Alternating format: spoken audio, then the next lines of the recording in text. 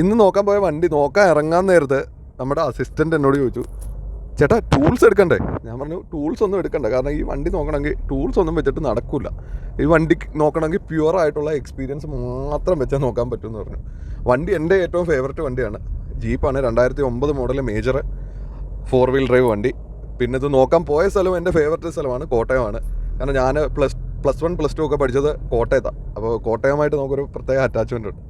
അപ്പോൾ കോട്ടയത്ത് അങ്ങനെ ഒരു 4 വീൽ ഡ്രൈവ് ഓടിച്ച് നോക്കി, നല്ലൊരു വണ്ടിയായിരുന്നു. വണ്ടി ഓടിച്ച് നോക്കിയിട്ട് അതിനെ പ്യുവർലി എക്സ്പീരിയൻസ് മാത്രം വെച്ചിട്ട് ഇവാലുവേറ്റ് ചെയ്യാൻ പറ്റി. അപ്പോൾ ഇങ്ങനത്തെ വണ്ടികൾ ചെയ്യുമ്പോൾ എനിക്ക് ഭയങ്കര ഹാപ്പിനെസ് ആയിട്ടോ.